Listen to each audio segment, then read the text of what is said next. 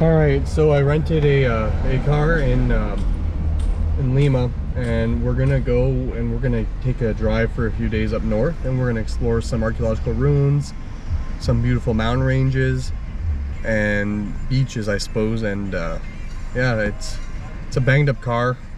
There's no GPS. I asked for one, so that's gonna be a bitch to deal with signal. Furthermore, there's nowhere to plug in my phone for a charge, and there's nowhere to plug in my phone for music, so I'm limited to just radio.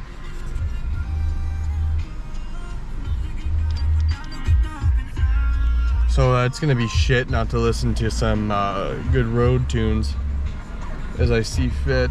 And yeah, that's it. It's my little car. See it throughout. I am nervous to drive in Peru. These people are fucking insane. They there's no logic to their driving. So fuck it, we're going in. Driving here is fucking crazy.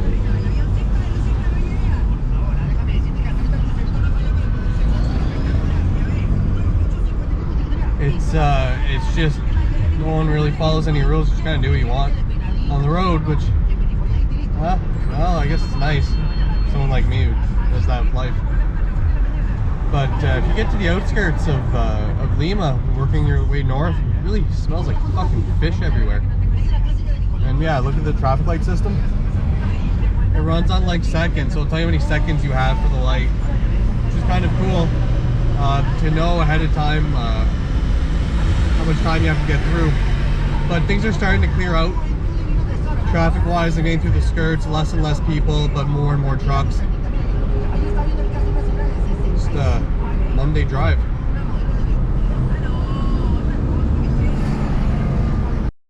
Alright, the road into Caral Supe is pretty fucking shit. Yeah, I'll just show it to you.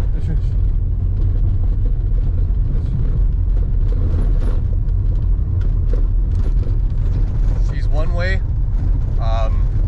It's been driven on for a while without being graded, which is why there's a big lump in the middle facing closer to the car than it should be. And it's like 22 kilometers worth of road like this, where you kind of have to drive slow, which will slow you down quite a bit. It also smells like chicken shit, because there's a bunch of chicken farms absolutely everywhere. So it's like a Caral. It's a chicken farming road leading to a massive archaeological site. So it's kind of nice in the desert, and excited to get there. I've kind of driven down 12 or so kilometers worth of this road. There's 10 more to go, and some chicken farms in the distance. Yeah, so that's your driving experience if on your way to Caral Supe from Lima. Excited to show you the site. Alright guys, so we're here in Caral. We need to take a guided tour. Now they're only in Spanish, so I'm just gonna ignore them. But pretty well, this is what you need to know. This place was built 5,000 years ago. So like starting 3000 BC until like 1800 BC. So like this shit's old, like the Egyptians, Mesopotamians, Chinese civilizations, India. Like this is the old shit. What's interesting about this place overall that kind of makes it stand out as opposed to civilizations though is, sorry, cigar. It was solo. They didn't really have anything. It was just in the middle of the desert, and there wasn't any civilizations around it to trade or grow from. So this isn't a port city. This is in the desert, smack dab in the middle of buttfuck nowhere. So to have these kind of structures at such an early age in this part of the world, completely solo without trade routes or anything, is a huge undertaking. Now, how do I know that? They had a French guidebook to explain everything. They didn't have any English, but they had in French. So if you come here, you don't know Spanish, they have French. So actually, this is a huge thing. If you have a chance to learn a language, you'll learn it. People where I'm from, I know French is an option. People skip out on it, but the amount of French I speak when I'm traveling and getting me by is massive. So here's the first peak. I'll kind of give you shots throughout, but this is what's up.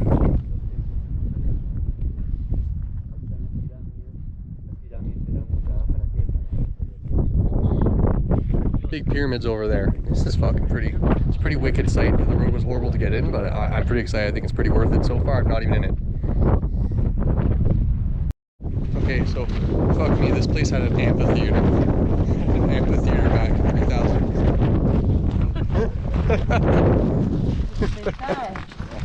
No, que estás grabando. Just talking to the. Está grabando, ¿no? Es video. Video, sí, señor. They're just telling me I was taking a video.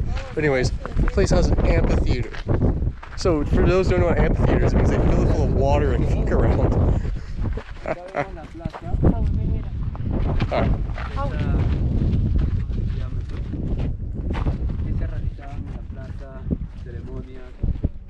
So like around this thing, they had little cubicles where they would do business and all that, but fuck man, they had an amphitheater. Like 3000 BC, they had a fucking amphitheater. I love that shit. That gets me harder than a slap shot to the back of the net.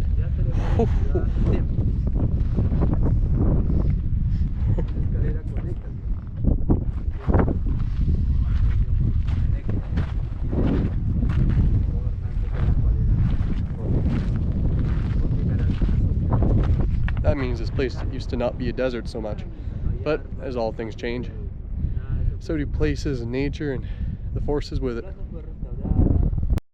So I was talking to Buddy and he was saying that there used to be a great river here, and through that river they would eat fish and then use that water to irrigate some crops. I think that's pretty neat.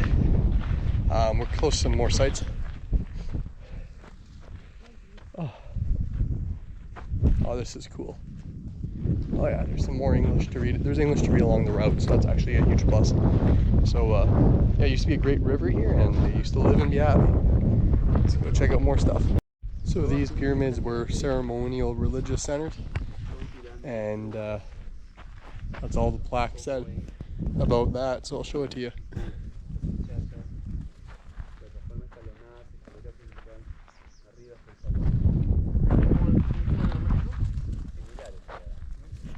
Pretty neat, I think. Look at that stonework, it's gorgeous. Oh.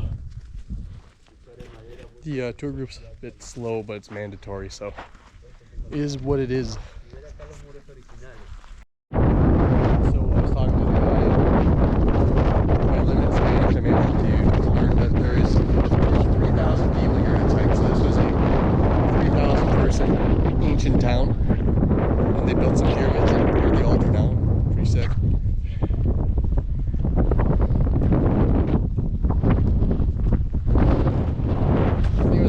It was either like 88 or 66 hectares. I forget which one it is. So I mean, it was pretty spread out. I mean, they had that big river and then they did their agriculture. So you need to spread things out in order to harvest. And the river gave them fish. I'm assuming this place died off when the river stopped flowing so well. But I don't think back in the day, like this place ended in 1800 BC. I don't think there's that many people here to fuck around. I think it was just sort of a nature thing. If I were to guess, which I am guessing. Yeah. It's nice. I'm happy there's wind. It's hot as all hell in this desert.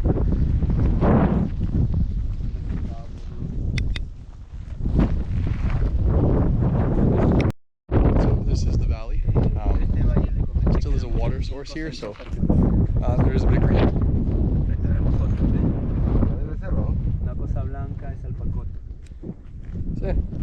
So they still farm the area. 5,000 years later. 5,000-year-old farm. Yep. Alright, so this pyramid actually has ventilation ducts in it. Just kind of goes to show the complexity and the know-how of the people here. Let the air in, cool shit down. So it's pretty neat.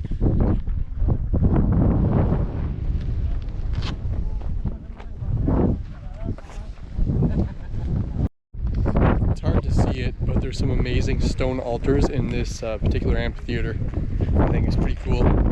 I can't go in it or near it because of the rules. It's an active site based off the flags. Really check it out.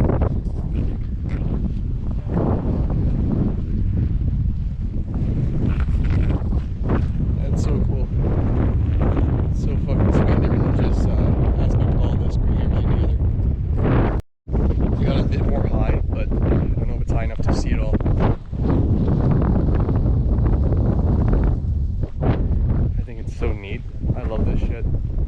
This is so fun. I wish I could get in there and dig. Fuck, I'd love to dig this out. Find some stuff. So what's cool about this one is that when they dug it out, they found a young man sacrificed in the middle of it. That's pretty sick. I'm also reading that there's air ducts in it, so I think all these pyramids have air ducts in them to kind of ventilate the entire place out so it doesn't get too hot. And yeah, it was complex. Like they had inner structures for fires and all that sort of shit. It kind of shows it over there.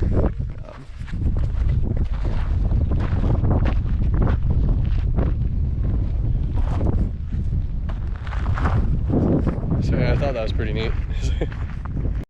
The tour was done, so I guess I can run away and do my thing. So I'm gonna run away and do my thing. It's really hot, and this running sucks. But I get to leave. I think because it was a family who was so slow. He didn't bring us every little place. He just described it. She's like, couldn't read everything, which is fine. I was happy I didn't have to walk back with them because they walk slow as fuck. Being able to jog back will give me more time to get the fuck out of here. Exit here. Okay. Yeah, so it's $20 for the guide, but you split it with whoever's with you. So like we were 7, so I gave him $3. And that's like Peruvian money, not American money. And happy I can leave. I'm probably gonna have questions like, why are you not with the group? When I get back, I'll just be like, you let me go. Because they're no rapido. Yeah. Not a bad place for a jog. Good wind. Bit too hot though, for my liking. You know, stop, catch my breath. See, I didn't think I was gonna run today, which is why I had the cigar. But it takes so fucking long to do that. The whole walking. I'm tired. Beautiful.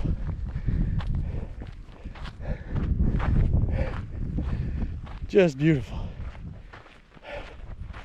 Yeah, they stopped. They stopped at that site there. I'm sure they're covering it, so probably housing or cemetery or some shit. I don't know. He released me, so because I am released, I can leave.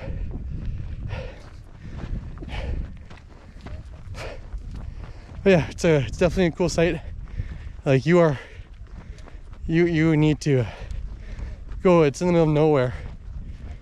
So I mean, I'd rent a car to come out here initially, and that's all that is to be done. Hey team. People. Yeah, I didn't give a shit that I left the group. I always worry if people are gonna give a shit. Like, out of respect. Like, you gotta be mindful of others and appearances. I've been in other small situations and archaeological sites now where they're like, hey, why are you doing that? Why are you alone? Or in Machu Picchu, like, why you go up that mountain? Well, you told me to go up the mountain. Oh well. We're gonna turn on the AC in the car, haul some water back, and hopefully I can make it before sundown to my other destination, because there's big adventures to be had tomorrow. Look at this, it's nice. So yeah, hope you enjoyed Caral, the sacred city. It was gorgeous. It's one of my more favorite sites, I think, on this trip so far, just because of how old and unique it is. And it's hard to get out here, so it's a real treat when you do. If you enjoyed. So it turns out the road I took in isn't the road I need to take out. It's just, I guess, a chicken shortcut, which is why the road was so shit. And here's the entrance, how it looks. Yeah. Onward to the mountains, where I will go explore some beautiful lakes that are glacier related. There's a bunch of flies in my car. Driving me nuts. Leave, flies, leave. Holy shit. I don't know how the fuck they all got in here. Here's what it is.